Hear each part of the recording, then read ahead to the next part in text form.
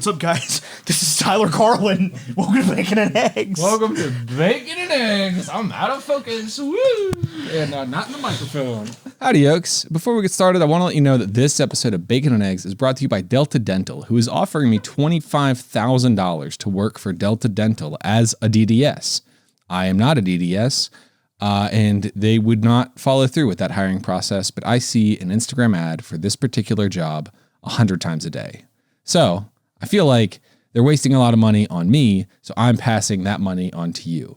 If you are a dentist and want to work for Delta Dental, I think, honestly, not even sure that's who it is, but I'm pretty sure that's who it is. You could get a $25,000 sign-on bonus by, I guess, responding to the Instagram ad on my phone. If we're just going by the ads that we see most often, I think mine is a Hulu ad for America's Got Talent.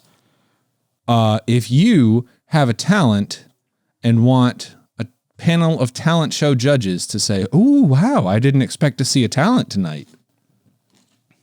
If you have a talent and you want Simon Cowell to look at you like you have no reason to be there, even though you do. It's not an ad to be on America's Got Talent. It's an ad to watch America's Got Talent. If you want to watch other people be roasted by D-list celebrities. By Simon Cowell. And a bunch of, I don't even know who. Go to patreon.com/bacon and eggs. Check out all the amazing reward tiers we have over there. And check out and maybe consider, I don't know, signing up for one. We do Hangouts, which is like an old term, but basically it just means you hop on a Zoom call with us. That's the post-COVID term. We're very slow to change our terminology. And we are going to do that. It's just been a very weird restarting. One. Thank you very much. Okay. But it's billed as with both of us. Yeah. I was sick and then he was sick and now he's having a kid. Now I'm having a kid. Maybe in the next 5 minutes. It could happen tonight. It could happen during the middle of this episode. So I mean, he would leave and I would talk about Inception by myself. It would be like I'm dreaming. There would be like a baby monitor next to me. This is the cold open. Welcome to the show. Howdy, yokes, and welcome back to Bacon and Eggs. I'm Tyler Carlin. And I'm Ethan Edgehill. And today we're dreaming. Or maybe we're just the architect. So wake up and check your totem. Because today we're bringing you Inception!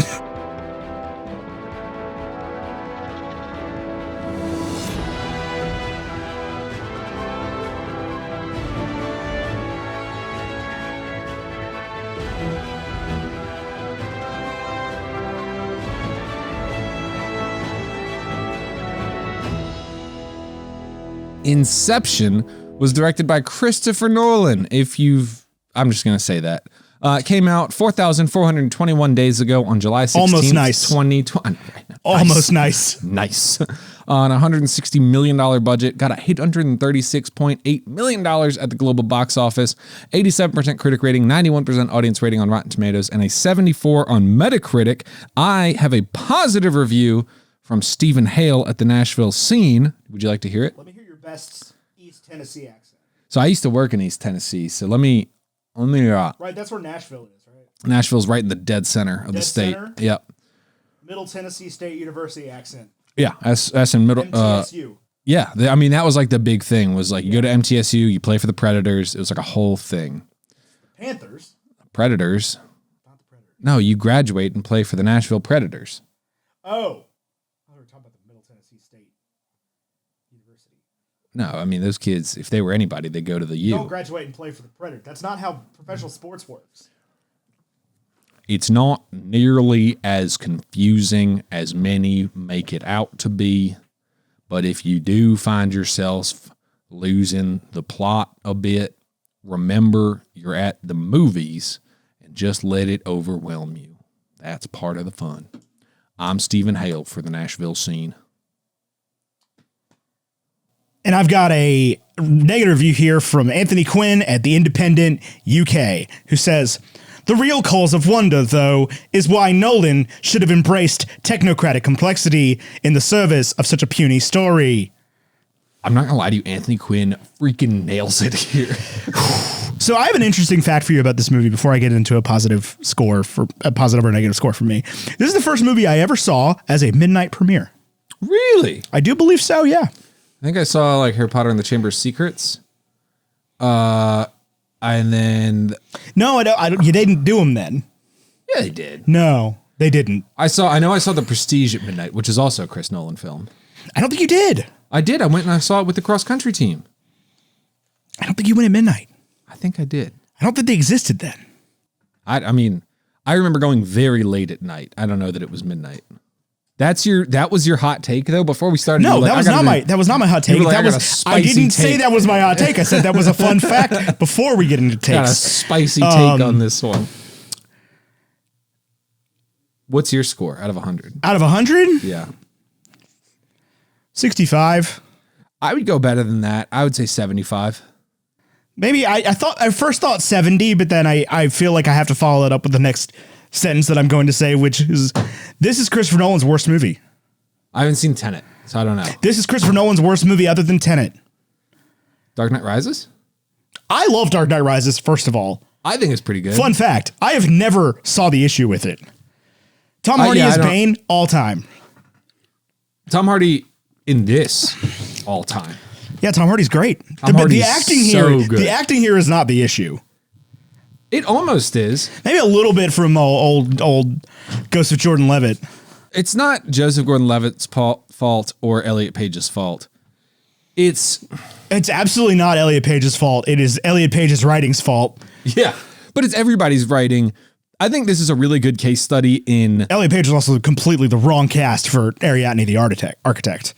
Yeah. Wrong cast. Yes. This is the guy who played Juno. Yeah. Like right after Juno. Yeah, like pretty shortly after Juno.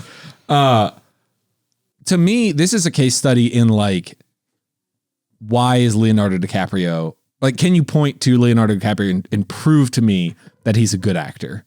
And to me, this awful script does exactly that. Yeah, absolutely. Like, absolutely Leonardo, does. He is outclassing some of my favorite actors in the world. The only person that holds a candle to him in this is Tom Hardy. Yeah. Joseph Gordon-Levitt doesn't come close. Even Michael Caine, who I think I'll give a pass to. He doesn't have many lines. Yeah, he also phoned this movie in hard. Yeah. Like, this is significantly worse than his performance in Now You See Me. Wow, I forgot he was in that. Which you could very much tell, like, was beneath him. Oh, yeah, for sure. But Leo, the way you just wanted me because I was into Prestige. I think... Are you watching closely? I think watching this movie, if you had any other Hollywood... Like, if you had Clooney in Leo's role, this movie flopped. No, I think you picked... like one of the people that could have done it. I think Brad Pitt could have done it. I think either Clooney or Pitt could have done it. I think they would have been very different movies. Yeah, I think you've got 3 different movies there. Who else is in that echelon? You know who actually crushes it in this movie, despite being given nothing to work with, is Ken Watanabe. As Saito. The freaking makeup they do to make Ken Watanabe look like 100 years old. It's so bad. So bad. It's so bad. I bought the airline. Shut up. Yeah. He's that delivering was such a flex in 2010 though. Oh my God. Yeah. He's like, I bought the airline so that we could do this on this flight and nobody will look weird at us. People would absolutely look weird if you bought the airline that Cillian Murphy is flying on to deliver his father from Australia to Los Angeles. This might be Cillian Murphy's worst performance ever. You didn't think he did well? I think he did okay. I think he significantly underperformed the high bar that has now been set for Cillian Murphy in things. Who was the dude from Avatar? What? The dude that concocts Jake Sully? No, the dude that concocts the sedatives. Yeah. That dude sucked. Yeah. He like couldn't decide if he was doing an accent or not. Yeah. Also, that was my least favorite part of Inception is that dude being like, this sedative will knock you out, but a fall will make you wake up, but nothing else. I was like, shut up. Give me something. At least throw in there like, we use concentrated dopamine. I would be like, cool, I'm sold. So I don't know what has happened to me between the last time that I saw Inception and this time that I saw Inception. Like, I think the last time I watched it was not all that long ago, like pre-pandemic, but just barely. It was 2019, I believe. And I was like, man, this movie rules. And now I saw it today. I'm like, not today. I saw it last week. I was like, this movie does not rule. I wish it ruled. I wish it, and like, okay, so I said 65, right? That's very harsh. for a movie that has like plenty of good action scenes. It's got a Hans Zimmer score. It's got Leonardo DiCaprio in it. Like a 65 is extremely harsh on this movie, but it's one of those things where like the fact that it is lauded as this incredible piece of filmmaking and the fact that it is a Christopher Nolan movie, you really just expect better. Like you expect to be able to fall into like it's supposed to be a comfy old armchair, right? Right. And in reality, it is like a folding chair made by, Well, and Chippendale. I think when I was 18 in 2010 or 17, I guess when this came out in 2010, and I saw this movie, I was like, I think the grand mystery of it all was so much more valuable. Oh, sure. I was not the least bit confused by this movie watching it this time around. No. I was like, okay, in the beginning, they reveal that it is Leo's dream the whole fucking time. I think it is really just, it comes down to like when I first saw it, I was like, man, this movie is needlessly complex and I love it. And now I'm like, this movie was needlessly complex. Yeah. Period. Well, and like they have this great reveal with Elliot Page's character, Ariadne, in the middle of the movie where they're explaining the totems. And Joseph Gordon-Levitt is like, I can't let you touch the dice because I know how it's loaded. Yeah, only I know how it's loaded. Only I know how it's loaded. So, like the question that everybody asks in every comment section, IMDb posted about it today on Facebook. Yeah. Was like, do you think Cobb's top was still spinning at the end of Inception? It's not Cobb's top. It's Mal's. It's Mal's. So Cobb wouldn't know how it works. Right. So that's the whole thing. Let's just break it down here for a second. For those of you who've seen Inception, this will make a lot of sense to you probably. And for those of you who haven't seen Inception, you have no idea what I'm about to say. But like, Saito isn't real. You think he's a fabrication of... Yeah, I think he is a, if anything, he is the guy that Cobb has hired to get Mal out of his mind. I think, so when he shows up to him at the beginning... Like, Cillian Murphy doesn't exist. That is not a real person. Oh, none of them do. Yeah. I mean, maybe, I wouldn't be surprised if, like, Arthur was real. Arthur is who? Joseph Gordon-Levitt. I think... His, like, partner...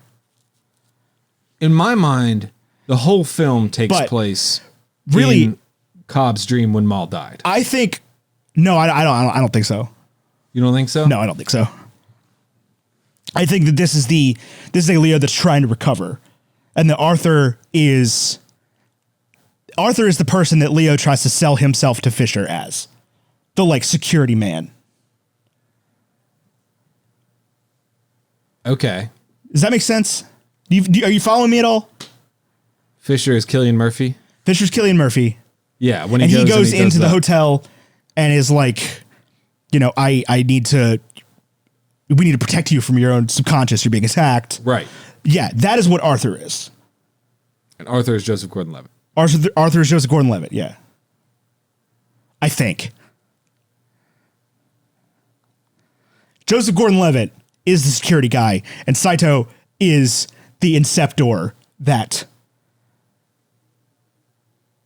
the Cobb is hired to get Mal out of his mind. Do you remember Interstellar? Does that make sense? Was that a logical statement? Yeah, I think so. Okay. Do you remember Inception? Not Inception. I do remember Inception. Do you remember Interstellar? Tyler, you don't want to know how many times I've seen Interstellar. It's a high number. Matt McConaughey couldn't do this. Oh, yes, he could. I'm never doubting Matt McConaughey again. No, but he's the wrong person for that role. He's wronger than Clooney. In 2010, yeah. But in 2010... No, even after Interstellar, even after everything else he's done. Do you remember in Interstellar we complained that, like, they kept doing that same No, I didn't complain. Shot? Yes, you did. We complained they kept doing that same silent side of spaceship shot. Yeah, I know. That was me with these stupid kids, man. Oh my God, yeah. It looked like shut up. Yeah. I looked up and they didn't look back. Shut up, Leo.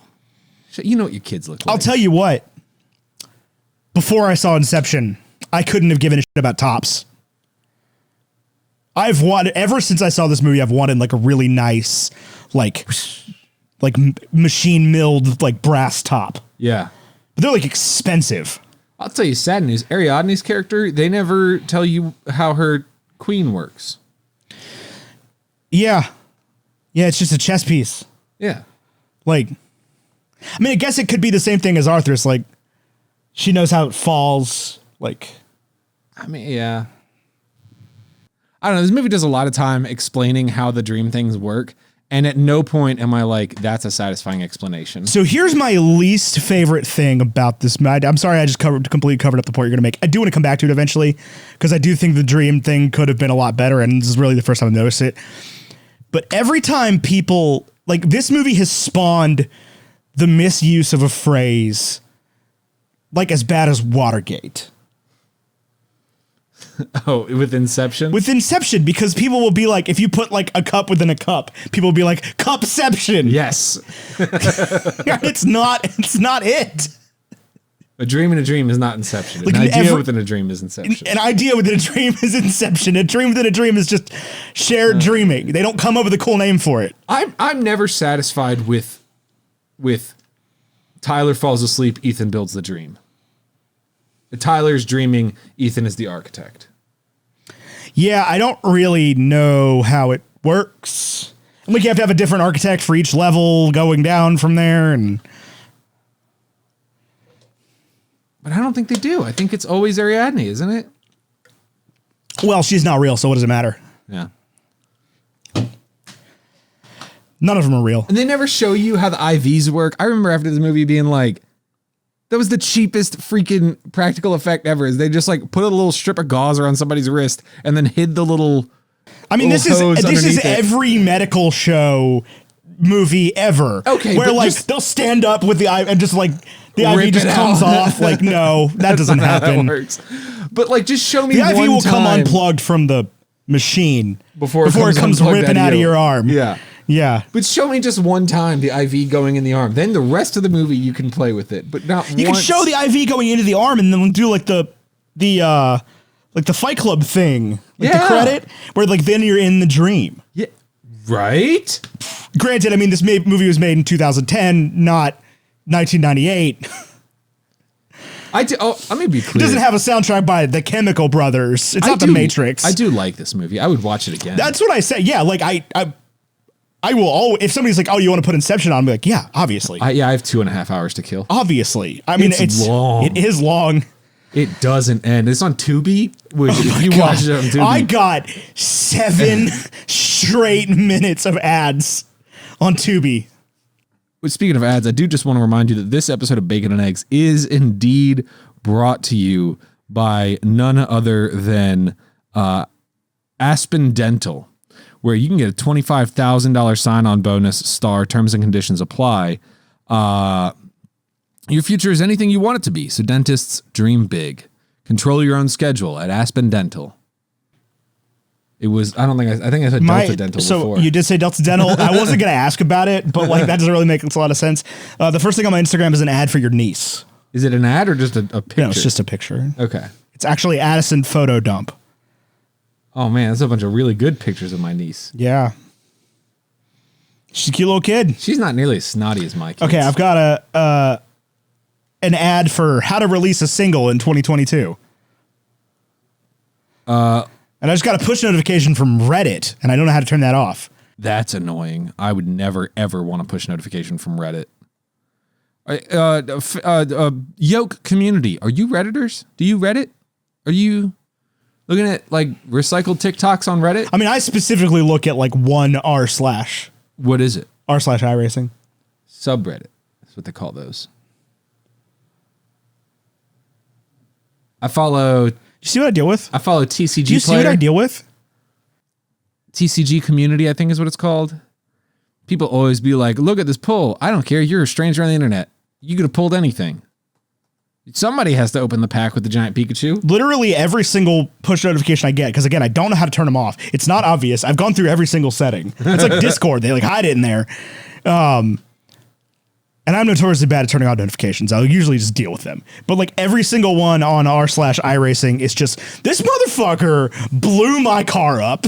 Look at this. And every time I do actually want to look at it. So iRacing is that game you play with the steering wheel, right? Yep. Have you won a race yet? I won a race today before I came over here. Did you really? Yeah. Congratulations. You said that was one of your goals. Oh, that happened a long time ago. Wow. You got really good really fast then. Yeah, I've won like 8 races. Nice. Yeah. I once got 3 victory royales in a row. That's my claim. In Fortnite? In Fortnite. That's Solos. so that is both a lot harder and a lot less hard at the same time. Because I mean, I guess anybody can kill you at any time. And Fortnite is probably a pretty apt comparison because if you die in Fortnite, you're just dead.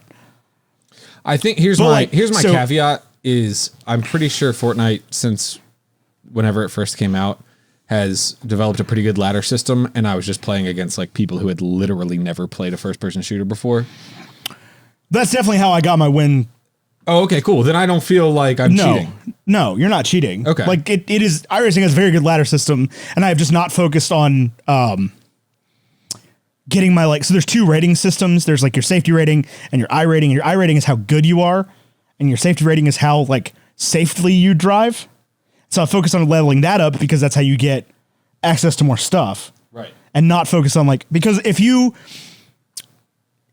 try to win races, you're gonna come in contact with other vehicles. Right. And that dings you pretty hard. So for a long time I just was like, okay, I'm just gonna drive the car in the back, not hit anybody. I need to get my safety rating up. Yeah. And then I did that and now I'm like, okay, let's Did you collect all blast some your people. speed orbs in Crackdown? man. Talk about a game that I would waste hours on right now. I love Crackdown. I love Crackdown. Great games. I do want to get back to Inception, but before Yeah. we do, I want to present you with an experience. Okay. You'll Is that see, what these cups of water are for? you'll see in front of us, there's 2 Burger King Collector's Edition Pocahontas cups.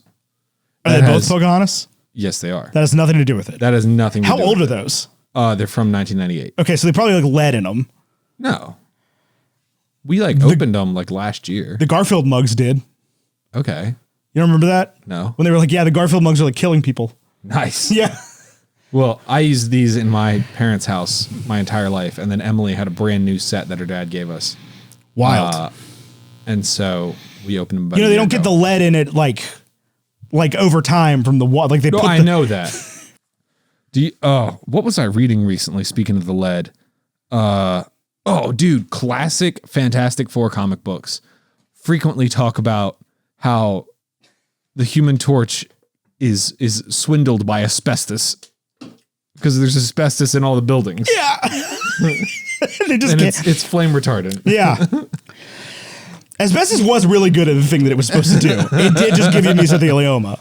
I want to take the cup of water and this. Okay. Okay, and take a little sip of the water so it gets a little more concentrated.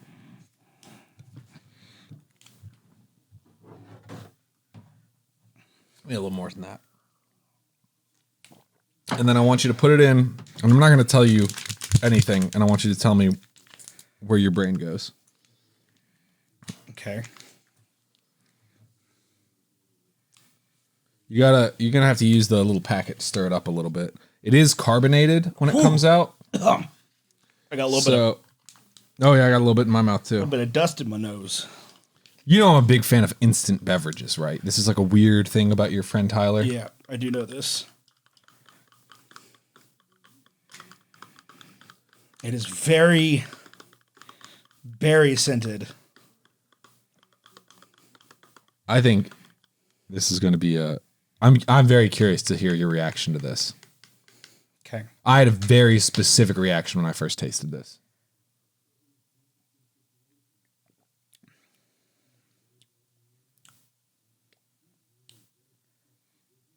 Do you know what it is? It's a relic. Is it Game Fuel? It's not Game Fuel. You're close though. You are in the right lane. Is it? It's not Vault. It's not Vault. Think higher octane. You're talking like original NOS? It's original NOS. Oh, I didn't have the microphone in front of me. Yeah, it's like It is to a T original NOS. it's not. No, maybe it is. Yeah. It's not like With the NOS tank. yeah, because it's not like citrusy enough To be what? to be NOS. Oh no, this is NOS, man. This is exactly what I remember. I don't know. I had a NOS recently though, so it may be clouding my memory. Nas is still pound for pound pretty good. Yeah, I would say What is this? this is like Food Lion energy drink. It's 4C aisle. brand. What is 4C? That was the lemonade that we used to buy when we lived in Rappahannock. No way. That we would put like whiskey in. Yeah. Don't drink in college. Or do. I don't know. I'm not your dad. Unless you're my children watching this in the future. This is your present. But It's your future. my future. Who's dreaming right now? If my kids are watching this in the future, they're probably like, what funny number? 4,421 days ago. 420 stopped being funny by then. It's like the weed number's 372 now. Right? It doesn't need to be on a calendar.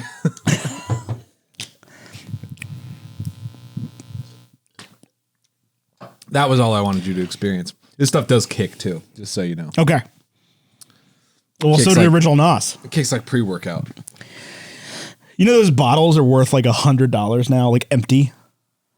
I would not pay $100 for one. No, I wouldn't either, but Do you it's own just trash. Do you own any collector's items that you think are genuinely worth collecting, but are not actually worth anything? I'll give you an example. Talking about like Thai Beanie Babies? But it would have to have value to you. I'll give you an example. Early in the Potter run, Scholastic released mass market paperbacks of Sorcerer's Stone, Chamber of Secrets, and then they did a mass market paperback. They had different covers, and then they did the original cover on the Prisoner of Azkaban, and then they stopped making it. I have the original Sorcerer's Stone Chamber of Secrets The from Skull- Scholastic, yeah. The ones I'm talking about? Yeah. I have first editions of those. I mean, I might. I have no idea. You know what's so great about those first editions? They're worth like $5. Yeah. They're not worth anything. But they mean something to me. I feel like it should. I have a first edition of the novelization of The Empire Strikes Back. It's not worth anything. I have this is actually something that's specifically designed for this purpose.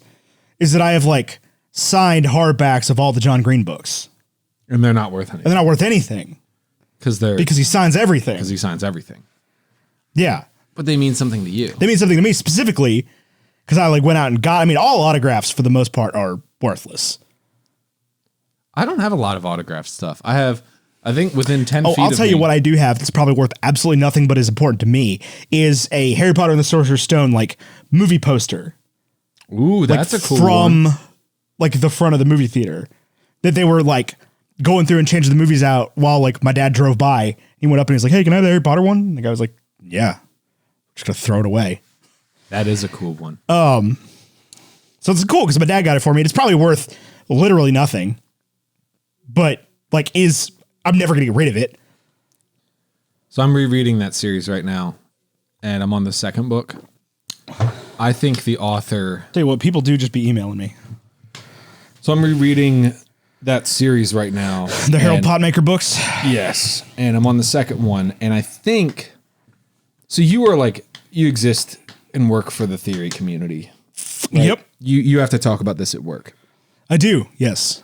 I think the theory that the author was pushing with the second book, the thing that they wanted readers to ask that I don't see often is everything about the second book, every conflict they run into could be solved by the invisibility cloak. Everything. Dobby in the house, invisibility cloak. Okay. Then No, they because don't know- Dobby could have still floated the. but they don't see Harry. You see what I'm saying? Gotcha. Well, so here's the thing. Harry getting into the Weasley's car, invisibility Yeah. cloak. Hogwarts Express, the gate ceiling, Harry- room and invisibility. Harry cloak. didn't have a trunk though. Harry did have a trunk because he runs into the wall. Oh, you talking about? No, in the house. Sorry, I was In the one step house. behind you because Fred has to go get it. Fred has to go get it. Fine. Or George. I don't know. Fine. Take it away up until that point. Harry could have flown his Nimbus to Hogwarts without stealing the car. Yeah, well, what Ron would have done? Ron could have waited for his parents. Yeah, they also could have waited for his parents or written a letter or done anything. Anything else. So this is the point I was going to make, is that the running theme throughout Harry Potter, especially in the first couple books, they're not very smart. They don't think through a lot of stuff. They don't think through anything. Right. They're like, oh, we're going to go fight a 3-headed dog We're gonna. that could and should kill us. I'll tell you what my biggest complaint about Fluffy is. Harry just plays the flute. Harry just plays the flute. And Harry again, just it's knows probably not how a to- flute. It's probably like a recorder and you can make hot cross buns or whatever. Harry just knows how to play the flute. I'm sure they make like British school children learn to play God Save the Queen on the recorder when they're 4. Maybe Quirrell knows how to play the harp. Does that No, happen? Quirrell enchants the harp To play. to play. Yeah.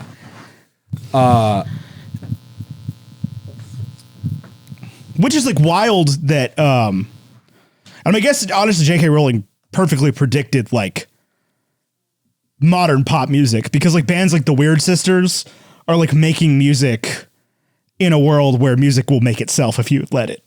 Right.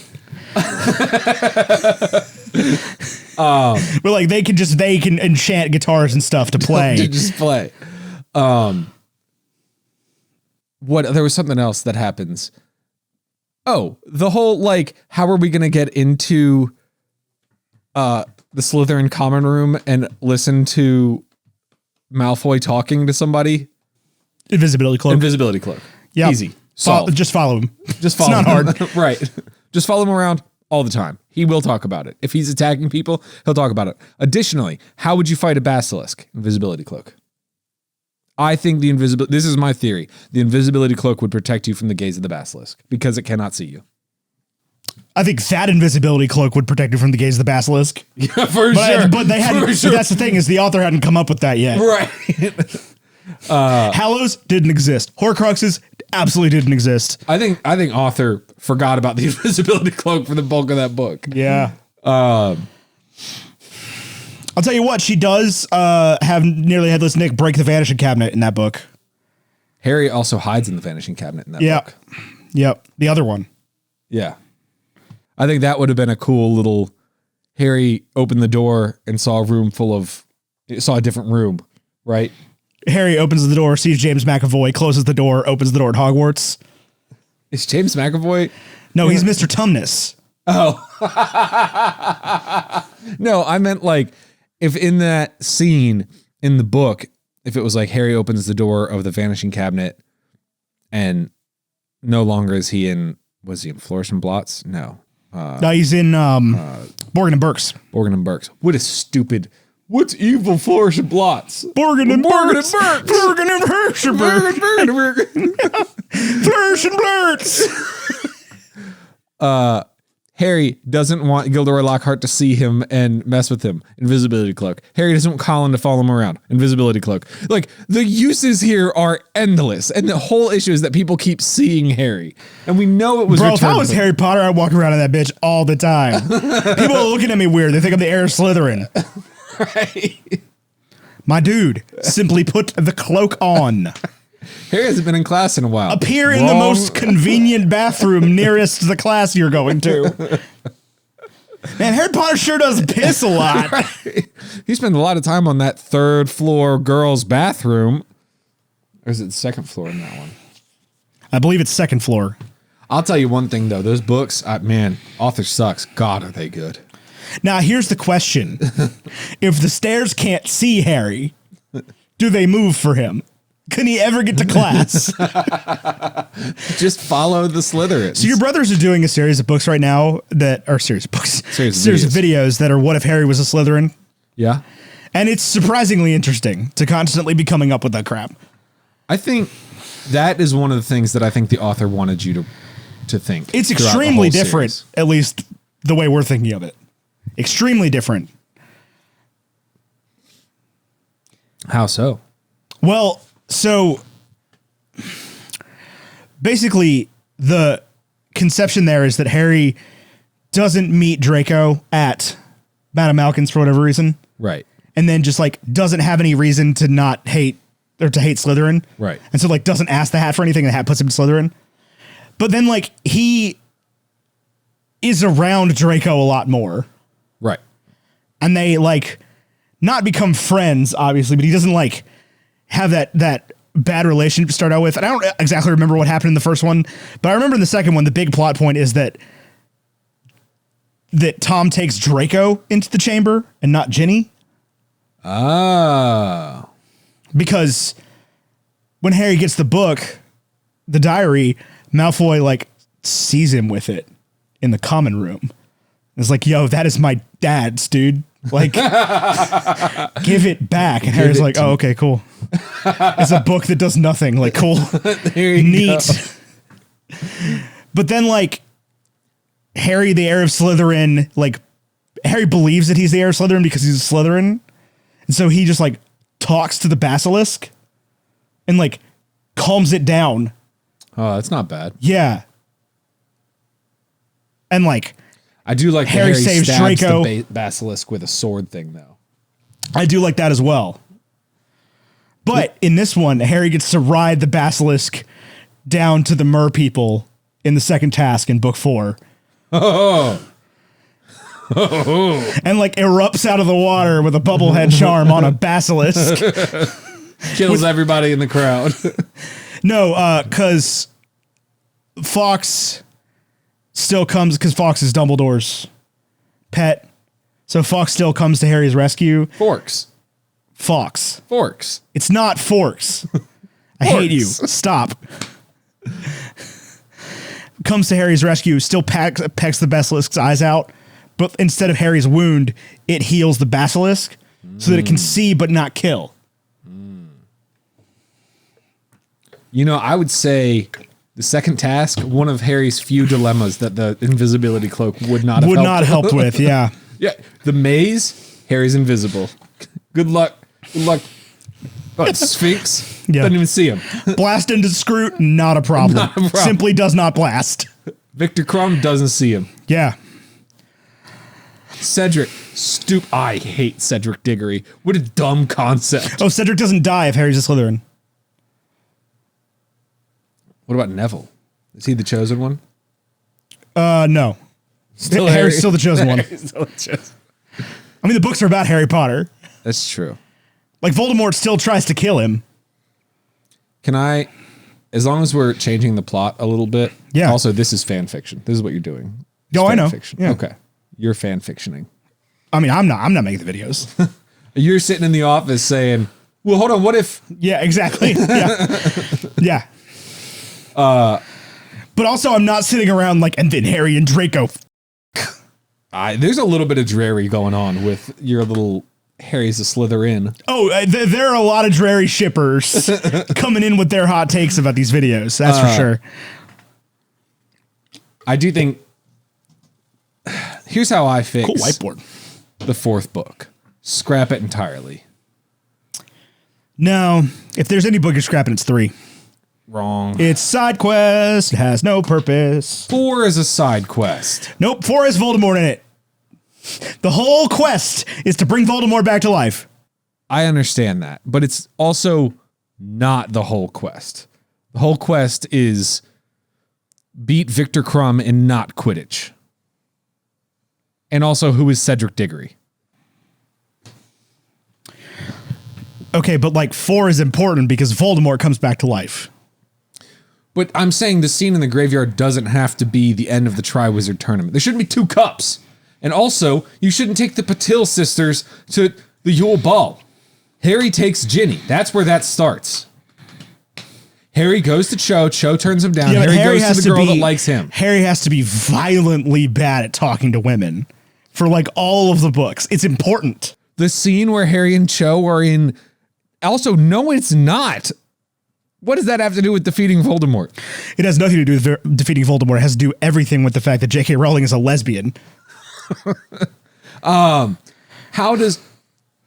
This is one I want. Maybe. Let's talk about Inception. Hold on. This is my last one. Slytherin wins the House Cup for 7 years straight before Harry arrives. I want to know who was the Slytherin student. What Slytherin student? The one that was the seeker that got the extra 150 points in 3 games a year. The one that got the extra points in all their classes. Who was the exceptional Slytherin student that graduated just before Harry started?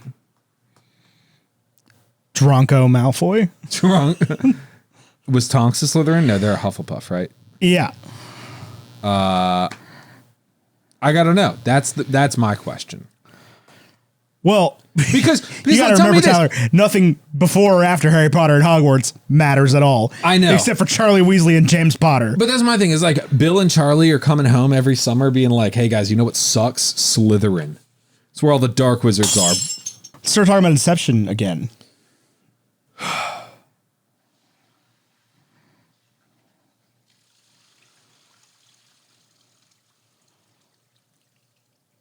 Rip, tear, kill. Bishrats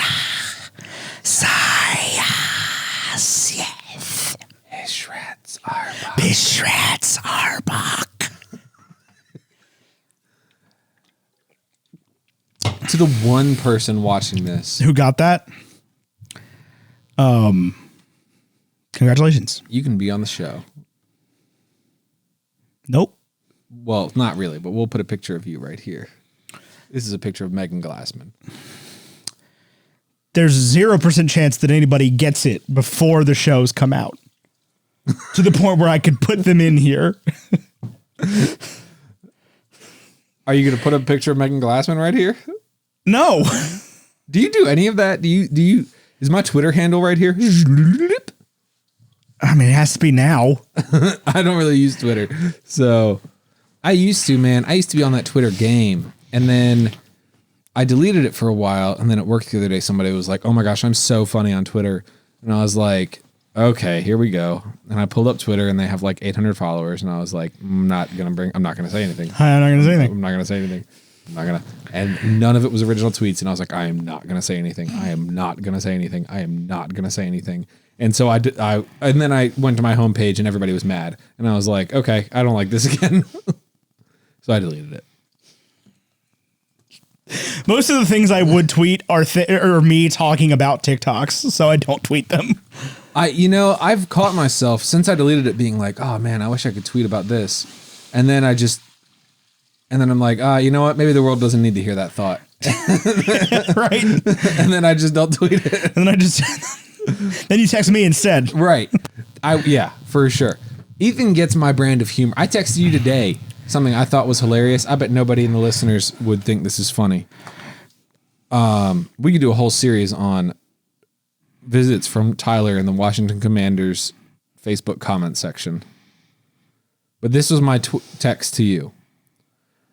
There was no uproar when the Rams removed a Catholic saint from their name and replaced it with multiple Spanish deities. But the Commanders stopped going by a slur and the world turned upside down. To which I did respond to Tyler that there was definitely an uproar when the Saints left. I mean, the Saints. When the Rams left St. Louis. St. Louis. St. Louisians. St. Louisans. St. Louisans.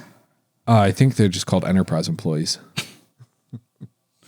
That's an Enterprise is located in St. Louis. Called Archers. Called Panera Bread employees. Called Nutmeggers. Called City Museum. We're getting really specific. Called Pretty Good Zoo Havers. I'll tell you what, I can do this. Free zoo. I can do this with the St. Louis better than any other city on planet Earth. I've done every tourist attraction. It's not even that. It's not even that. It's simply it is because you can't go up to somebody from New York and be like, "Oh man, Manhattan. What about that Empire State Building?" Right? How about that Statue of Liberty? How about that Statue of Liberty? Am I right? You know, Chicago. You're like, "Oh, how about that bean?" But you can look at a person from St. Louis and be like, "The City Museum," and they're like, "Right, right." What do you think of Panera Bread? It's specifically the City Museum that I was thinking of. Because like everybody I talked to for St. Louis is like, dude, I know. It's so cool. It's so cool. For those of you that don't know, the uninitiated, you have to go to St. Louis to find out. I'm not going to tell you. It is not really a museum. Museum is the wrong term. Museum is such an interesting term, man. Like we have a children's museum means the same thing as the city museum. No, it doesn't. I mean, all the children's museums are museums with interactive elements. Yes, but this is a children's museum. The city museum is a children's museum for adults. Correct. Do you remember? Also, the children's museums have very few children on display. Am I upskirting the audience right now with my shorts? No, Look at my I don't think so. pasty. Look at these. You Don't give usually that away pay for extra free. For that. I Yeah. know. Good Lord. The Lord can't help you with that. No. Inception. Do you think while he was sleeping, they looked at Cillian Murphy's feet? Hold on. Interesting. Is that the only passage I highlighted in the I'm whole not book? sure. There's one that sticks out, and you definitely spent longer on that. Oh no, it's not.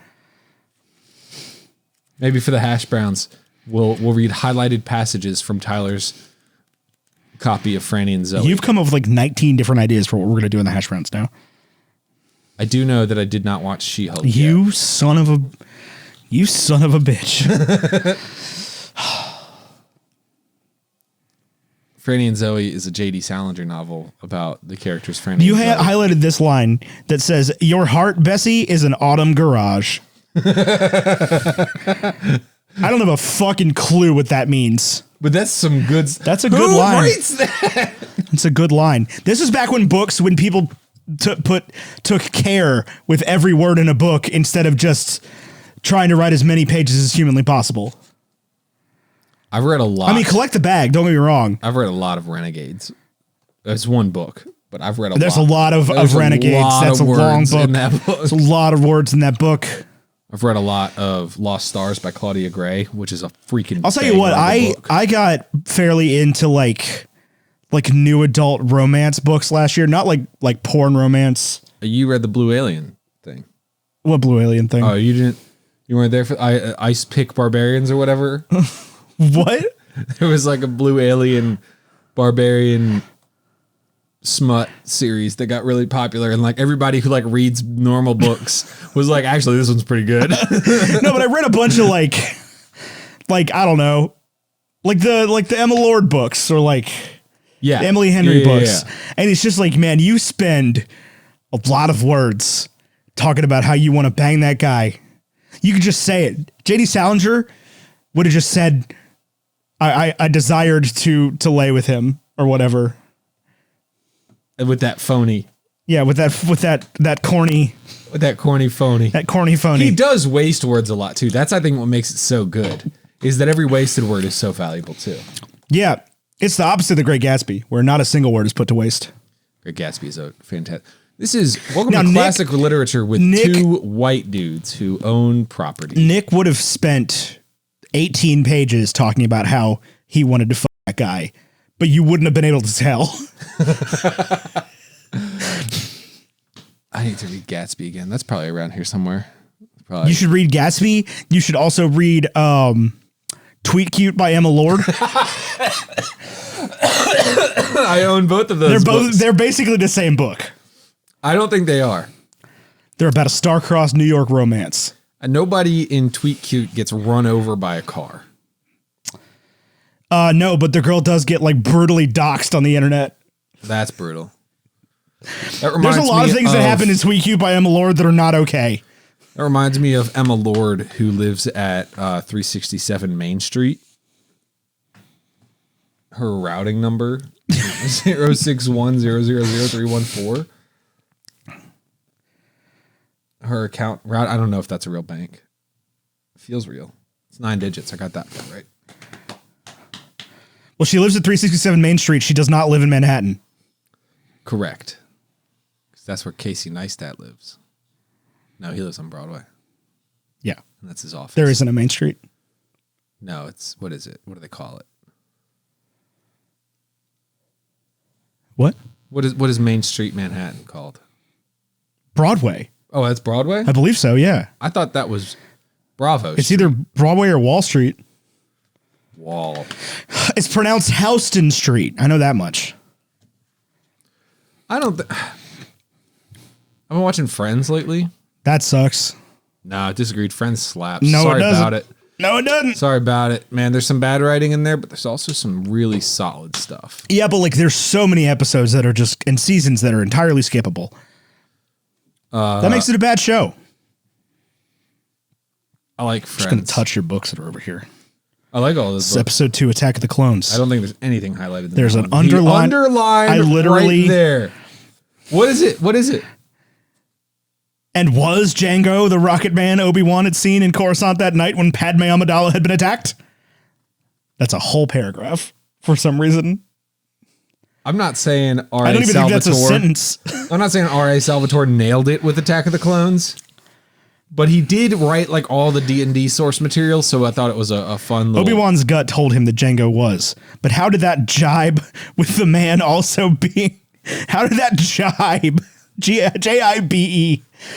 I read... How did that jibe with the man also being a host for a clone army supposedly commissioned by a former Jedi Master? Also a paragraph. I read 200 pages of that book the same day I watched Inside by Bo Burnham. I didn't Yo, sleep there's a that night. highlighted line right here. Look at that. What does it say? I don't like the sand. It's coarse and rough and irritating, and it gets everywhere. I'm sure I highlighted that. That seems like a classic line. We're doing a great job of talking about Inception. We're back to the old bacon and eggs, I'll tell you that much. You know- highlighted a different line on a different day. This is green. It's green, yeah. Yeah. It's better to die in pursuit of your dreams than to live a life without hope, Owen said. That's rather not bad. unconvincingly. That's not bad at all. Good job, This is R.A. like a Salvatore. This is a prologue. Icewind Dale. This is about Shmi Skywalker and Shmi Owen Skywalker. Lars. I knew about them. There's Shmi. Which is it in Book of Boba Fett where Owen Lars and Shmi Skywalker, we like see how he gets in the chair? No. There's some show. It's probably Obi-Wan Kenobi. No. They have a great scene in Obi-Wan Kenobi. But there's Well, some it's not Shmi because Shmi's dead. not Shmi. Varu. Baru? Baru. Aunt Baru. Aunt Baru! Uncle Owen! I nailed that one. That was a good one. Have you highlighted anything in this? I watched Empire Strikes Back the other day. Wow, this is way more pages than it needs to be. Good Lord. Yeah, I don't think of any of the pitch. No, I read that on Kindle. Okay, good. This is, hold on. This is 551 pages. Show the viewer the spacing here. Yeah, this is, you're not gonna be able to see that, but that is horrendous. I mean, that's how the Harry Potter books are though. Not the mass markets. No, but like the original ones. Because like The Wise Man's Fear by Patrick Rothfuss and The Goblet of Fire by JKR have like the same number of pages. Oh wow. But The Wise Man's Fear audiobook's like 52 hours long. It's 37, I think. Is it? Yeah. How long is Goblet of Fire? Like 17? Probably. I don't know. I'm excited to read these books again because I don't know that I've read the back half of the series more than like 3 or 4 times. I'm excited for you to be excited for it. Let's talk about Inception. What do you want to know about Inception? I don't know if we haven't talked about it at all. This is what Bacon and Eggs is all about. I know, but I feel like a lot of people love this movie. Let's talk about some listener reviews. No issue with you loving this movie. What did the listeners say about this? I don't know. I don't think I read their takes. I'm checking. Do you know that we have a Discord server? You can go to patreon.com/baconandeggs. It's a $3 tier. You sign up, bing, bang, boom. You do not get $25,000. You get that for working at Aspen Dental. Dentists at Aspen Dental get a $25,000 signing bonus. They're not paying us a damn cent for this, by the way. This is just literally free advertising. If you are a You're a dentist, a DDS without a job. if you are a DDS, I'm a healthcare recruiter. If you are a DDS with a job, go to Aspen Dental. I think if you're a DDS with a job, you hate Aspen Dental. I think you do too. I think the reason they're offering $25,000 is because you hate Nobody Aspen wants to Dental. work there because they're attached to Chipotle's for some reason. But if you are a DDS that listens to this show, send me an email. I want to know. So Sprinkle Slammer on Discord says 100 out of 100. This is one of those movies you should make every top 50 movies to watch before you die list. It's still referenced a lot in pop culture, has an amazing premise, and excellent every time I rewatch it. It's one of my favorites and definitely one of Nolan's best works. I don't disagree with that in any way. You have to watch Inception because people will talk about it. Okay, but Kaysen said, I feel like this may just be my hottest take, but 55 out of 100. I totally understand why this movie lands for a lot of people, but I've rewatched it twice now and it just doesn't do it for me. The score and shots are incredible, which gives it the 55. I feel like Nolan went out of his way to make this as confusing as possible to force you to watch it more than once. Crying, laughing emoji. Andrower says 40 out of 100. Where? Oh, it's below me saying, ew, why are you guys doing this awful movie? 7 out of 100. Oh, yeah. Irina, a.k.a. Taco Me, 88 out off 100. Plus, I just love how mind-boggling Inception is. I mean, I feel really bad that we're like, it's not that mind-boggling. It doesn't make it. It makes perfect sense. You can feel about it however you want to feel about it. Like, that is the beauty of Christopher Nolan movies, is like some people just hate them. Some people just flat out hate them, and that's fine. Some people love them, and that's fine. I like most of them. I don't think I've seen one that I dislike. I don't dislike this movie in any way. It's got great Leo acting. It's got great Leo acting. What do you think? Compare this to other Riley Leo. Josick says top 5 DiCaprio. That is I don't know if it's a hot take. I don't know if it's a cold take. I think it's an interesting take. So for me, top 5 of DiCaprio is so tough because I have a very soft spot for Gatsby. Yeah, same. So that probably hits my top 5. I'm looking it up right now. Off the dome. Okay, yeah, let's do a raw. Yeah, okay, so off the dome, DiCaprio, you've got Once Upon a Time in Hollywood for me, Wolf of Wall Street. Yeah, I would say Gatsby, The Departed, and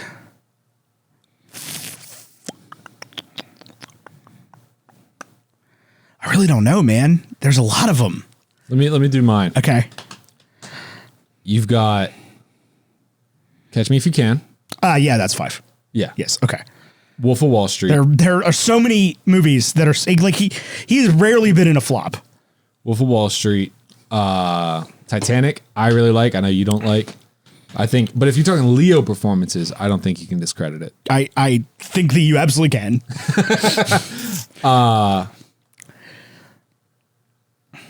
I think where this comes in. Hold on, let me finish my list. Gatsby. I just love Gatsby so much. He really just makes that movie too. Yeah, but that's the same situation here though. So that's kind of where it gets a little funky. And then my 5th. God, now I can't think of any freaking Leo movies. That was the same. But you said Catch Me If You Can, and I was like, yeah, that's a movie. That's the one. That's a movie. Yeah. Oh, you said Once Upon a Time in Hollywood. That actually would make my list, but I did not think of. If that makes sense. And I always feel like, oh, if I didn't think of it, it shouldn't make my list. Right. But with DiCaprio, that's such a silly. Because I would argue the same thing for Brad Pitt. Like, you can't remember every movie Brad Pitt's been good in off the top of your head. I could could I do 5 Brad Pitt? Could you name 5 Brad Pitt movies? Probably. You know 3 of them. They don't have to be your top 5, but you know 3 Brad Pitt movies. No, I mean, I think, Rusty is obviously one of my all-time favorite film characters. So Ocean's 11, Once Upon a Time in Hollywood. God, I just had another one. Producer. That's not what I want. I keep thinking of Ad Astra, which I've never even seen. I just know he's in. It's not good. That's the words that freak. I keep thinking of Mr. and Mrs. Smith, which I really enjoyed, but I think got terrible reviews. I can't think of any freaking. Oh man, Blood Diamond is one I forgot about. Blood Diamond. That's a freaking performance. Let me pull up Brad Pitt. You pull up Leo. I got Leo. We'll go through. All right, so Leo in order. You've got Don't Look Up, Once Upon a Time in Hollywood, The Revenant, The Audition. Hold on. Let me stop you there. Okay. Don't Look Up is in the exact same category as Inception for me. You have a subpar script and incredible acting from Leo DiCaprio. Absolutely. Don't Look Up, Once Upon a Time in Hollywood, The Revenant, The Audition, The Wolf of Wall Street, The Great Gatsby, Django Unchained, J. Edgar, Inception, Shutter Island. A lot of people like Shutter Island. I love Shutter Island. I can't do that kind of horror. It's not that scary. I'm sure it's not, but I just have never given it. You know what I mean? Yeah. Revolutionary Road, Body of Lies, Blood Diamond, The Departed, The Aviator, Catch Me If You Can, Gangs of New York, Don's Plum, which is not a movie I'm familiar with, The Beach, Celebrity, The Man in the Iron Mask, that's a really good one, Titanic, Marvin's Room, Romeo plus Juliet, Total Eclipse, The Quick and the Dead, The Basketball Diaries, What's Eating Gilbert Grape. Oh man, now we're like really old. Yeah, that was 93. That's the first one, right? I mean, yeah, he was in some TV shows and stuff. He's apparently in The Outsiders as Kid Fighting. Yeah, Brad Pitt puts his money into a lot of quality cinema. A lot of movies get made because of him. I'm just gonna grab highlights because he's in a lot of good stuff, or a lot of stuff. Once Upon a Time in Hollywood, The Big Short, By the Sea, The Audition, Fury, that was a good one. World War Z. That was not a good one. Happy Feet 2. Moneyball, that's the top 5 for me. Billy Bean. Megamind. Curious Case of Benjamin Button, that was a good one. Oceans 11, 12, 13. Mr. and Mrs. Smith. Man, he did not act much. He was in an episode of Friends. Snatch, Fight Club, that's the one. That's number 1, I think. That goes without say. There's the other one that we did. River Runs Through It. He also played Billy Bean in Two-Fisted Tales. No, I'm just kidding. He didn't play Billy Bean. He just played a guy named Billy. I mean, I think my number one hit... top 5. I mean, yeah, you got Ocean's 11, Fight Club. Moneyball. I don't think I'd say Moneyball. Inglourious Bastards, definitely. Oh, I didn't see that one, but yeah, that definitely. I mean, that's my favorite Tarantino movie. We're such white dudes, man. Yep. Sometimes you ever find yourself being like, you know what? Maybe I just should be like a white dude for a minute. Like, I like Tarantino movies. Is this such a problem? Probably. Like, probably. I like Scorsese movies, man. I like Tarantino movies. I think what's important is like, I just don't. The problem is we're talking about Leonardo DiCaprio and Brad Pitt, who've both been in a lot of Quentin Tarantino and Martin Scorsese projects. And Christopher Nolan. I think if we're sitting here listening to the top 5 of like Michael B. Jordan and Daniel Kaluuya, we're gonna get a different. Right. Because I don't think Ryan Coogler's ever made a bad movie. Right. You know, like. And also, if you look at the, I can't remember what Brad Pitt's production company is called, but they're like a counterpart to A24. They do a lot of really solid work. They made Moonlight. They made Moonlight. The Mighty Loon. Can't say that while I'm trying to take a sip of something. Woo! The Mighty Loon! Woo!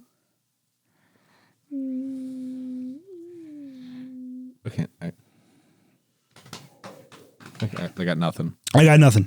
Imagine a loon call. I could put that in post. Yeah, here.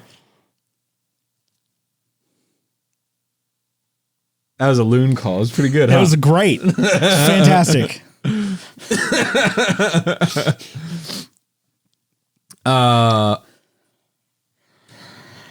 Here's my thing about Inception. I remember one time, this is a complete sidebar. One time we were recording late to the party and I looked up what a hawk sounded like on my phone. And then like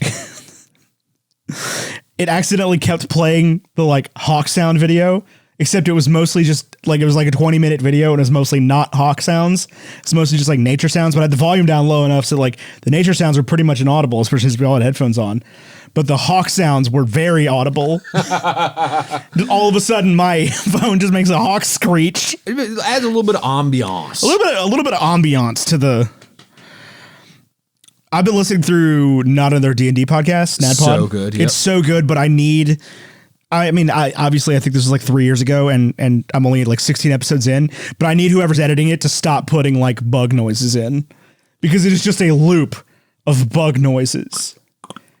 Exactly. Yeah, it's just like making a cricket noise. And I've heard the same like cricket loop 100 times at this point. And if you're listening to it once a week, fine. But I'm not listening to it once a week, Brian Murphy. Binging. Also, NADPOD, screw you guys. We're going to win the podcast awards. Late to the party. Let's go. Adel Rafai, fuck you. I love you. Good luck. Yeah. I want to play D&D so bad. That's been on my mind a lot lately. Yeah, you say that like every time we record this podcast. I know, and I keep waiting for you to be like, oh man, let me organize a game. I'm not going to do that. I know this is important to you, my dear friend. Let me make that happen for you. Why don't you just organize a game? Because I have DM'd before, which means I have to DM again. And if I organize the game, I have to DM. I just want to know what it's like to Eldritch Blast something, okay? I just want to know what it's like to use key points.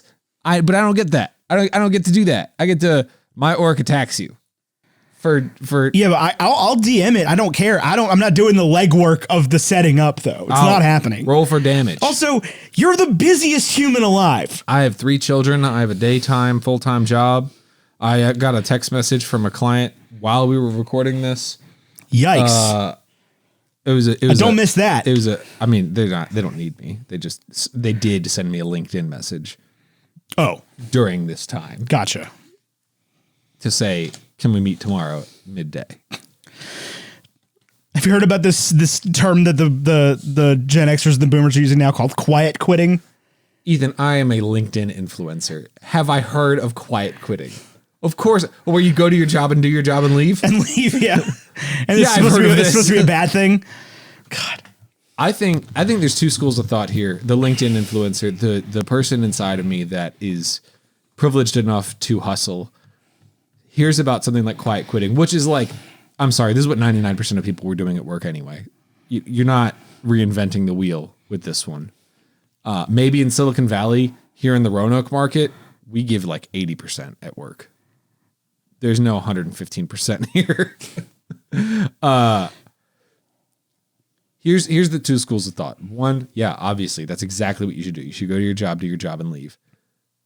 I think the middle point here is nobody goes to work and does their job. That's the problem with quiet quitting.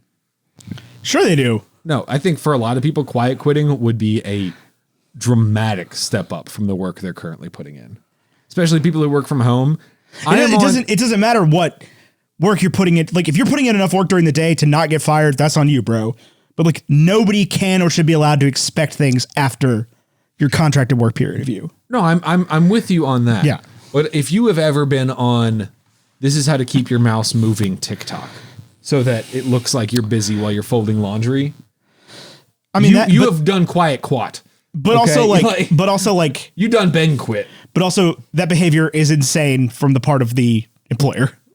That they allow it or that no, that they like monitor whether or not your computer goes idle. Correct. I don't think though. I have a feeling it's more like you have a window for Zoom or WebEx or LinkedIn or whatever freaking Teams open on your computer. And if you see somebody has gone idle for 2.5 hours, I don't think they're sitting there like, I'm sure there are bosses like this, but I don't think they're sitting there like, you know, John spent 6.5 hours idle today. I think you look and see that John's been idle for 6.5 hours and you're like, I wonder if this is a pattern of behavior. I wonder if John is always idle for 6.5 hours. I don't. Nobody's talking about John being idle for 6.5 hours. People are talking about getting chewed out for being idle for 4 minutes. I don't think that happens, and maybe it happens to people. I don't know. Hold on, has this never happened to you? No. I mean, when I was serious? When I was in the call center, we were tethered. Like you had to have the headset on. Bro, I used to get yelled at if I went idle to like go to the bathroom at State Farm. Really? Yeah. Because we had like a satellite office and you could always see where we were at on like Skype for Business or whatever it was back then. Yeah. And yeah, like the office managers of the other office would like check in on us if it ever went yellow. I feel like any job I've had, when I was in the call center, there was definitely like we were definitely monitored if you took a comfort break, which was like going to the bathroom, for more than, I think it was like 2 minutes. Then it was like, where are you? Yeah, that's insanity. That's insane behavior. I agree. And I don't think I ever, like, I got promoted out of that despite the fact that I didn't like care that it was happening. Like, as long as you perform well enough at the rest of your job, it doesn't really matter. But I mean, if your job is to field phone calls as they come in and you and your office regularly keep that call queue under 5 calls and you have 50 calls in the call queue and you get up, well, yeah, for 5 minutes. That's not what anybody's worried about. I think your boss. That is the absolute boomery response, though. It's like, what if there's 50 calls? I mean, I was always pretty smart about it. So I like, and it definitely got much easier when we went to work. I saw somebody recently that posted screenshots of an email thread where somebody like emailed them at 4:45 on a Friday and then emailed them at like 9:06 Monday morning and was like, haven't heard from you in 3 days. And it's like, obviously that's not you okay. waited 21 business minutes to respond to ask for this. Like, that's obviously not okay. That's what bothers me about the quiet quitting mentality is the like, if you respond back to somebody and say, or if you don't even respond back to somebody, if you like, if somebody emails you or texts you at 5:30 p.m. and you don't text them back till 9 o'clock the next morning and they get mad, that is BS. I think what frustrates me about, like, I'm with it. You should be in a workplace that treats you well and is good to you and meets all of your expectations. Like, I'm not remotely against that. I think what frustrates me is when you work in a place where things are all in all pretty good, but then somebody on Reddit or LinkedIn or Facebook is like, you should be getting 8 months off a year. And then you are all of a sudden pissed that your job doesn't give you 8 months off a year, despite the fact that, like, I get 19 paid days off a year. That's enough. I get plenty. That's way more than me.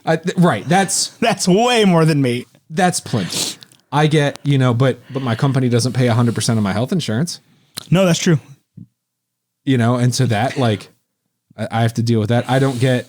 But I mean, you shouldn't have to pay any amount of your health insurance. But also, your company shouldn't have to pay any amount of your health insurance. Well, I'm with you, but they do. Right? Yeah, but you can't just use okay, but they do to justify everything. That's the problem. But like, I don't know. I think it's okay to put up with some of the crap in your job. Yeah, I think it is. Nobody's saying it's not. I think they are. Those people don't count as anybody. Okay, right? Like that's the like. And it's also okay to go to your job and do your job. Quiet quitting, like. That's what I'm saying is I think people who are claiming, I just show up, I do my job, and then at 5 o'clock I leave. It's like, great. That's a vast improvement for a lot of employees in the workforce today who are, like, I'm sorry. I'm with you that they're getting chewed out for their going idle for 2 minutes. But there's also people who are like, you can get on TikTok right now.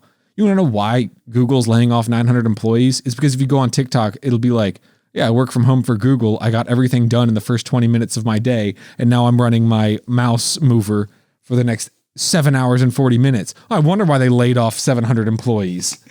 Google's also like the singular tech company that cares about 9 to 5. I mean, if you get on LinkedIn every day, there's another tech company that's just laid off 1,000 employees, which is extremely sad. And I hate that for people. But people got a little comfortable during the pandemic. I'm saying there are definitely people who are doing good work who lost jobs that they shouldn't have lost, but there are definitely people who should have lost their jobs also. I don't know that I agree with you. If your job's getting done, it shouldn't matter. I'm saying if they've hired 100 people to do what it would take 5 people being paid a reasonable salary to do, those other 95 people probably don't need to be there. Sure, but they hired them. I guess. I don't know. I feel like if you hire somebody, you owe them something. Well, especially because if you work for Google, they hired you away from somewhere to then lay you off. Yeah. I feel like I've been laid off and let go and left on my own terms from enough positions that I just like to succeed in today's business. I also have like a background in a very high turnover industry. In my mind, like leaving a job is part of work. Like you do work for more than one company. And I will say, sure, but the people that I work with directly, like my clients, almost all, even if it's doing the same job for multiple companies, have more than one job. That's wild. Correct. That's wild. I do not. I have one job. You have this. This is a job. I mean, it's not. It's brought to you by Aspen Dental. You can start working at Aspen Dental. $25,000 sign-on bonus. Terms and conditions to apply. You know, if this is, Tyler, if this is a job, we got to talk about your mouse being idle. My mouse was a little too idle over the past 2 weeks. I'll tell you that much. What are we talking about? Inception. Vaguely. I do think you should follow me on LinkedIn, dear Bacon and Eggs listener. It is a lot more. I think you shouldn't have LinkedIn, dear Bacon and Eggs listener. It is a lot more corporate content than what we're discussing here today. If you don't absolutely need a job at this exact moment, you should not be on LinkedIn. I've gotten past that layer to the point where like I'm actually interacting with people who are talking about their thoughts on industries and workplaces and how to improve things, and I feel like I've reached a level that I'm pretty satisfied with. Like, so you're the man now. You are no longer sticking it to the man. You are the man. Sure, I want my kids to be able to go to college if they want to. So I guess that your children's college should be free. Ethan, just because I vote for people who are going to make my children's college free doesn't mean it will be by the time they go to college if they want to. Yeah. That doesn't mean you're the only one that's right, though. It's not the end of the world. Even the most diehard people in this school of thought you're talking about, I know, still know that you have to participate in the system that exists. I'm not saying you don't have to participate in the system that exists, but you also don't have to praise the system. I'm not saying I praise this system. You absolutely just were saying you praise the system. You're talking about some people deserve to lose their jobs. That's all I'm saying. Quiet quitting would be an improvement, is what you said. For a lot of people, it would be. If you show up and don't do your job, you're there to do your job to get paid. I'm sorry, if you were flexing on TikTok that you did your entire week of work by 9 a.m. on Monday. That should be celebrated. That should be celebrated. But you shouldn't be getting paid for 40 hours of work. You absolutely should. You absolutely, if the job they give you takes 8 hours, 10 hours, 40 hours, like whatever, you should be getting paid for the job that they give you. Like if they want to give you more stuff to do, fine, great. That's between you and your job. It just seems like the job's doing a really poor job of assessing how long it takes. I would agree, but that burden then falls on the employee. Not the employer. That's what you're saying. I'm saying the employer should figure out how to more adequately. No, you just said people should be fired. If you're not working. If you're not working and your job is done, that should be celebrated. I guess I've never had a job that could be complete. Yeah, but I promise you that there are jobs in tech that are done. That's what I'm talking about. I don't know. I could certainly have a cold, incorrect take on this. I'm not. I just think you heard me say quiet quitting and then came from the position of the 1%. Of like, well, but I mean, these cases, like, you know, there are people that are just using mouse clickers. There are people that's all you see. I mean, first of all, that is not all I see. You've gotten to a dark place on your TikTok, sir. But this is people who are like bragging about this, who are excited about their mouse clicker life. Those people should probably get fired. If your culture is a culture of you have to work 40 hours to earn your 40 hours, then shut up if you're done early.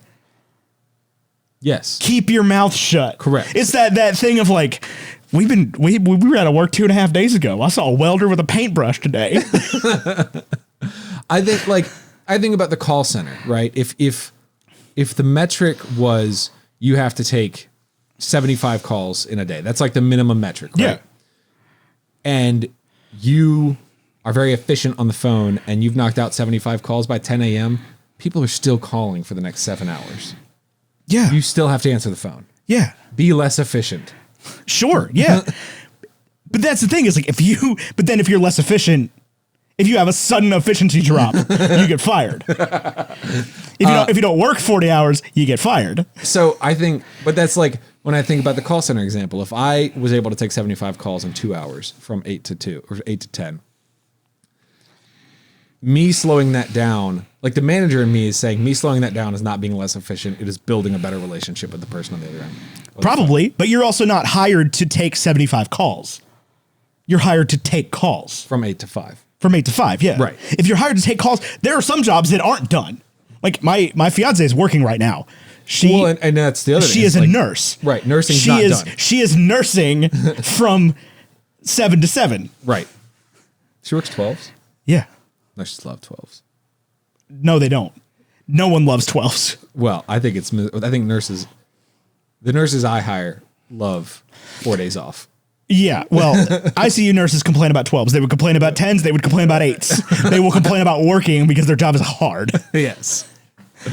She doesn't get paid enough for what she deals with. But all I am saying is that if it is all about what the whole point of the quiet quitting, and this is specifically the wording that I saw used, is that people are mad at employees doing what they are contracted for,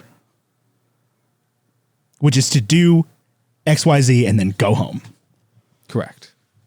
And it's not about them not doing work at work. It's about them not being willing to work while they're off. Because I don't think anybody should have to work while they're off. I don't think it should be expected of anyone. Yeah, I wouldn't disagree with that. But it is. That's how we got here. I think if you are salaried, then your 9 to 5 is your expected office hours. I mean, I wouldn't disagree with that, but I also think that we could maybe have a global conversation about what constitutes urgency. Here's my current approach to it. I will not download any of my company's programs on my phone. I don't blame you. I will not download Outlook on my phone. Yeah, that's quiet quitting. No, it's not. Yes, it is. No, because I will check LinkedIn before I go to work and after I go to work. Right, but if they can't get if you're not responding to emails every moment you're awake, you've failed the system. And that was actually a sticking That's point the point. in my interview. Was I asked my boss, basically when I went through the layoff and was applying and interviewing places, every single interview I was very blunt about, like, I'm not going to miss a soccer game for your company. Yeah. Period. And they were like, there were a couple companies that were like, when are your daughter's soccer games? And I was like, she doesn't. She's 3. Like, they don't exist yet. It's a metaphor. Yeah. And as I got deeper into the process with the company I'm with now, I asked the hiring manager, I was like, do you have Outlook on your phone? And he told me no. He said he deleted it 2 years ago and he hasn't looked back. That's good. And that's excellent. And I said, and that was honestly a big selling point for me. I saw this come up on Facebook today, and then literally afterward, I went through Outlook so that he can answer work emails from home. I don't have. You guys just have Gmail? Do you have an email account? No. There's no like Ethan at scb.com? No, we use Slack. We don't do emails. Well, emails are not for internal communication. But also, I have a comfortable relationship with my work where I don't have a problem responding in the Slack after hours because I've never been made to feel like I have to. Right. And also, it's after hours is usually just sending TikToks to each other. We're not that chill. But yeah, I have an extraordinarily chill work environment. But I also have a job that it can be done and is frequently done. I'm not allowed to go home, but can just be done. But so I went through and was deleting all of my unnecessary text messages. Like, your DoorDash order has been picked up. So I had like 400 unread texts, and they were mostly like, here's a sale on backpacks. You like backpacks? We got you backpacks. Like backpacks. You like sunglasses. But then like my phone decided to like unarchive a bunch of crap from like my iCloud from years ago. Like back when I worked at State Farm, I was getting like unread text messages from 5 years ago. that were like, hey, I need to cancel my insurance policy at like 4:30 a.m. on a Saturday. And then like 7:30 a.m. on a Saturday being like, did you hear me? I said I need to cancel my insurance policy. And this is after I'd read the thing about the quiet quitting. I was just like, oh God, I don't miss this at all. Not for a second. I wouldn't have, even when I was a territory manager and felt like my job was a 24/7 thing, even if I was in a hotel for work in another city, I generally, like if somebody was trying to get in contact with me, I generally wouldn't reply after hours. It was expected of me to reply after hours with my personal cell phone number.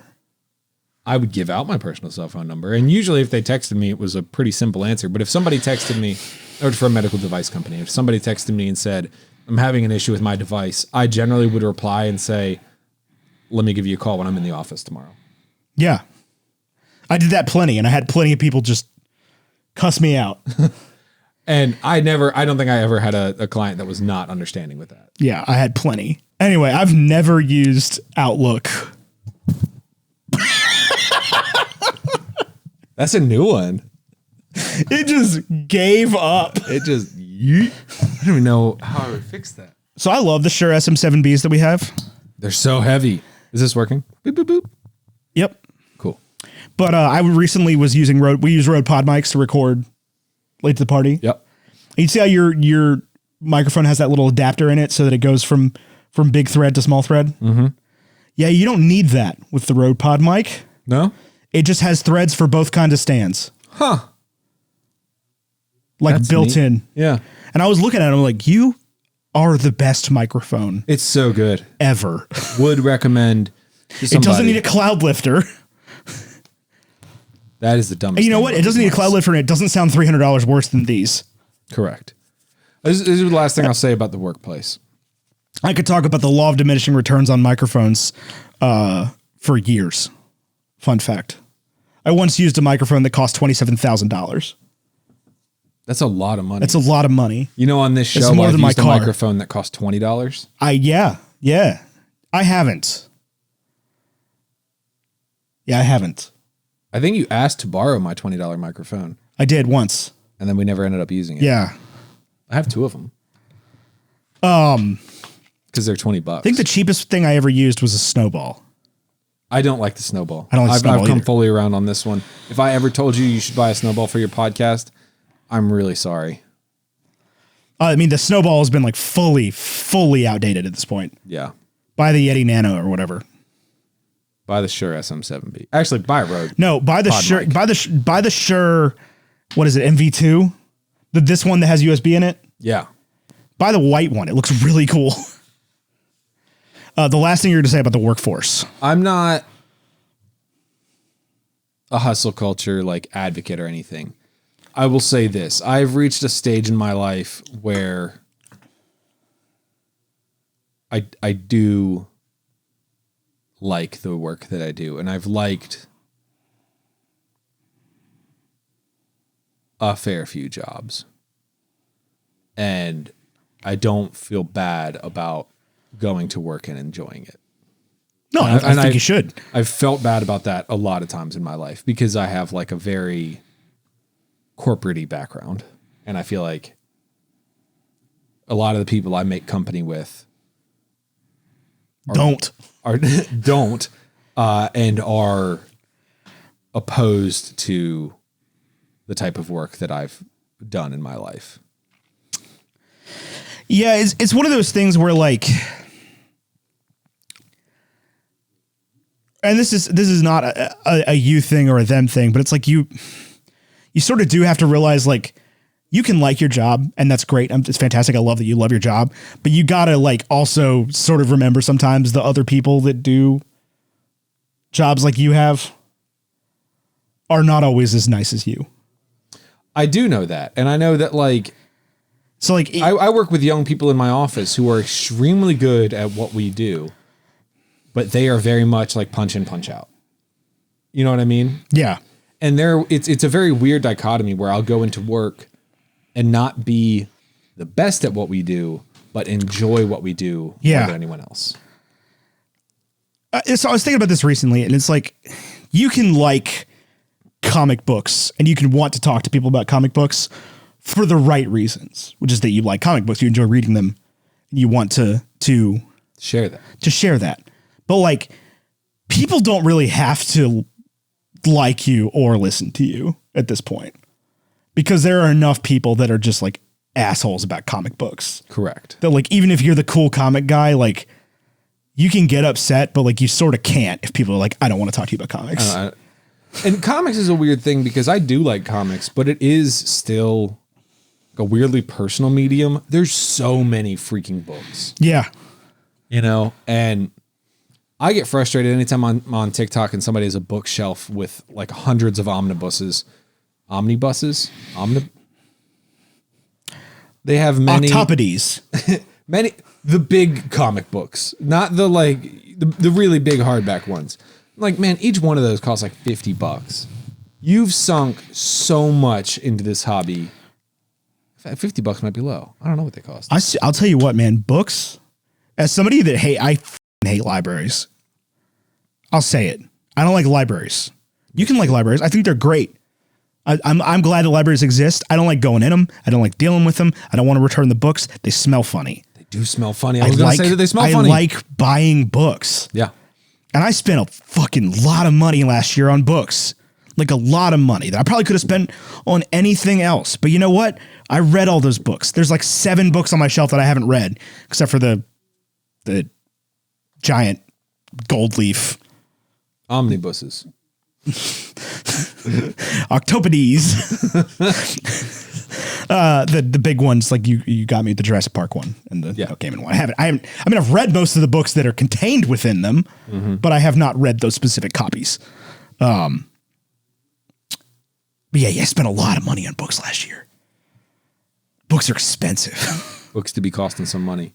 But anyway, what you were saying is that I know, well, and like, I know that like I have a sales background. I make it a very strong personal point not to sell whatever it is I have to, and I wasn't always this way, but I try not to sell to the people in my inner circles. Sure. Like, it would be very easy for me to pitch what I do to Kate. Yeah. I will not do it. I'm glad. And like when I was doing shoes and medical devices, those medical devices, like people would talk about issues that they're having, and very often I would be able to connect whatever issue they're having to some value proposition that our product would have helped. Sure. I like, it took a lot of learning and a lot of discipline to like, this is not your place. Yeah. That people just want to say that their back hurts. Right. And not, they don't need you to fix it right then. Right. And the same with shoes was like, you know, people would talk about wanting to get in shape or wanting to, you know, why this, that, and the third. It even happened at my new job. I was talking to somebody, and when you sell shoes, one of like the immediate complaints is that people don't want the inserts. Yeah. I sold inserts to 85% of my customers. I was a baller at that. Well, I mean, I would hope so. Yeah. We can't say why for legal reasons, but really, we can't say anything about the company I worked for before Fleet Feet. Okay. We can't like mention them by name or anything. Weird. Okay. But yeah, I was a baller at that. And it happened in my recent job where somebody was like, Tyler, do you think I would like these Hokas that just came out? And I was looking at them and I was like, well, let me see you walk. And I did a gait analysis and I did the whole thing. And I was like, well, honestly, I think this would be a pretty good shoe for you. I would recommend like a light, flexible insert without missing a beat. Like, interrupted me. I don't buy the inserts. I don't. And like, I could feel myself like all of a sudden value propping why inserts are important and why you need them and why this type instead of this type and why we should go for something flexible instead of something rigid, especially if you don't like inserts. And then I was like, you know what? Just cut it. Doesn't matter. They don't want them. You don't get anything for selling them. Let it go. Yeah. Sell them the shoes. And I wasn't even selling them the shoes. They were just like, based on this listing online, what can you tell me about this shoe? Like, a lot. Gotcha. Yeah.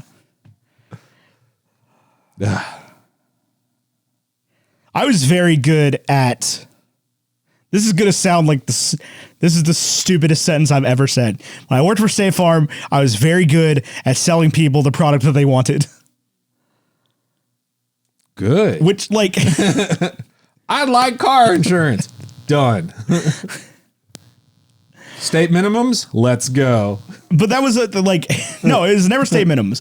It was. I was able to sell them the thing that they. Within their range of products, able to sell them the thing they needed but didn't know they need, but was not very good at like converting to, oh, you came in here for car insurance, let's get you $10 million in term life insurance. Right. And I worked with a couple of people that were very good at that.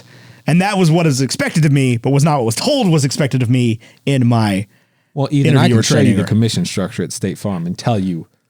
I shouldn't have to tell you why you want to sell term life insurance. No, I understand why I want to sell term life insurance, but I didn't care about commission. That's what makes you a bad salesman. I'm aware. I never said I was a good salesman. But it's like I would close a lot more business than everybody else. They would close bigger business than me. Yeah. I was good at that in medical devices as well. Yeah. Like I was interested in finding a solution. And this is why I think I've succeeded in sales as long as I have. My interest is finding a solution that caters to actually solving the problem you're trying to solve. Yeah. That's how I wanted to treat insurance, but never really got the opportunity to. Right. Well, and if you like, the thing is, if you opened Ethan Edgehill State Farm, you would go out of business. Absolutely. Not selling term life policies. Absolutely. Not Yeah. converting some of those. Yeah.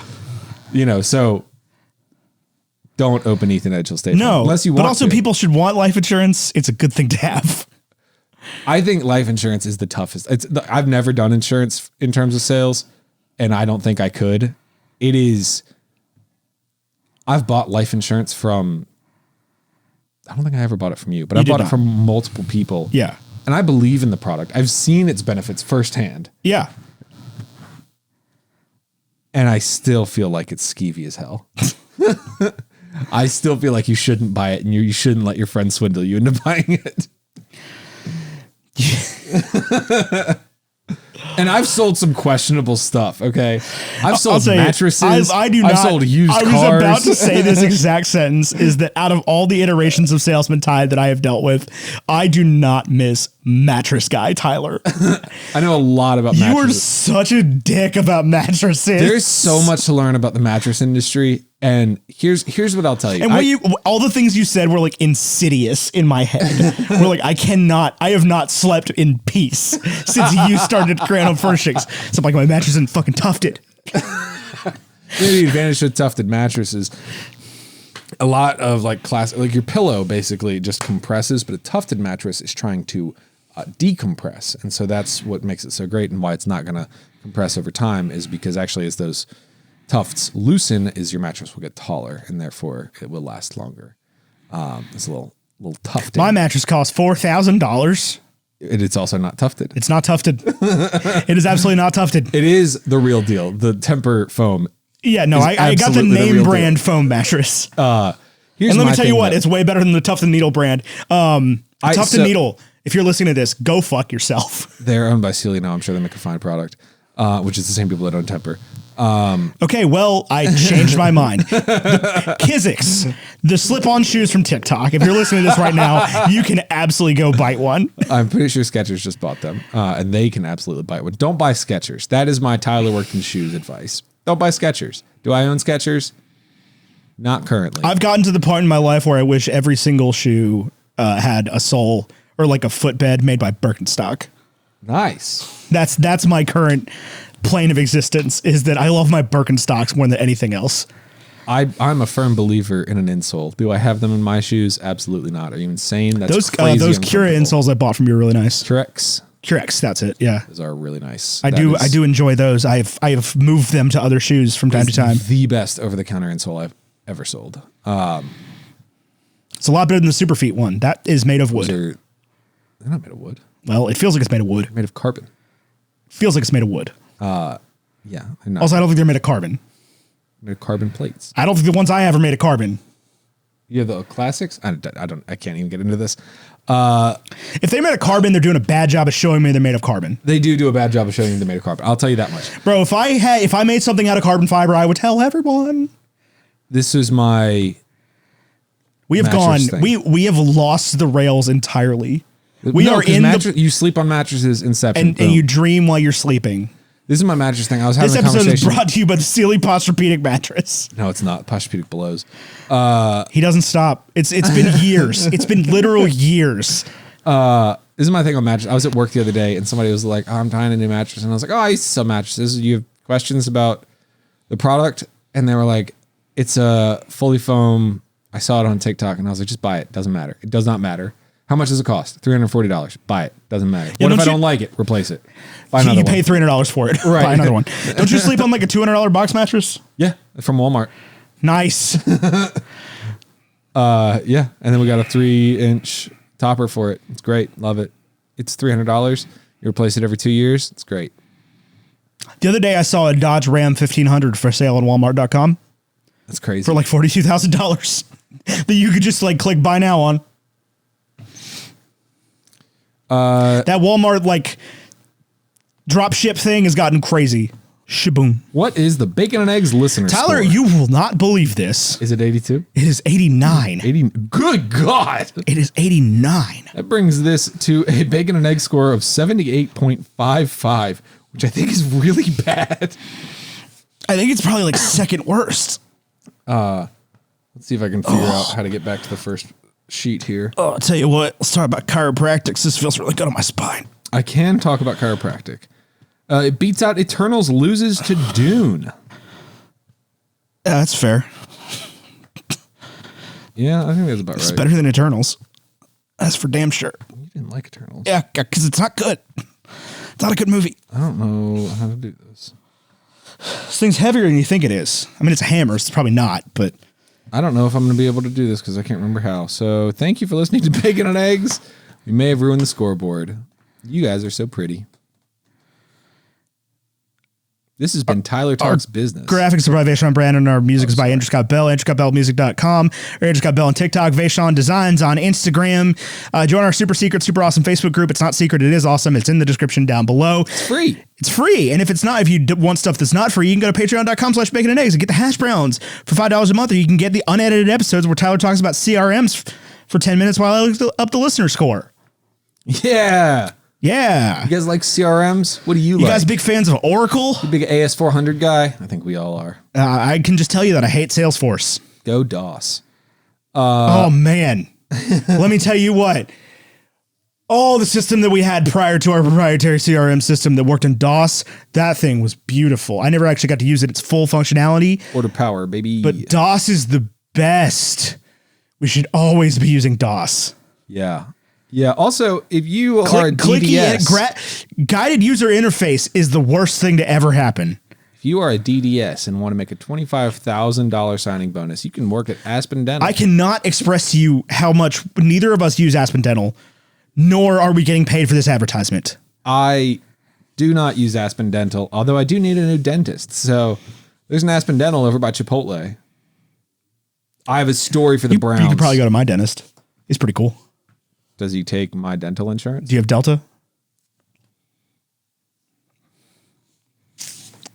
If you don't have Delta, you should contact your HR manager and tell them to get Delta. That's Emily's company. I don't do benefits through my company. Well, if you have Humana, then you should get a different dental insurance.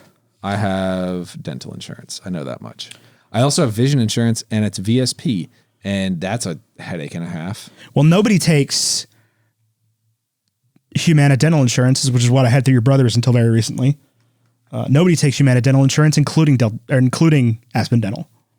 But their dentists do get a $25,000 signing bonus. Yeah. So go pay $100,000 to go to dentist school and then get your $25,000 signing bonus and work next to a Chipotle.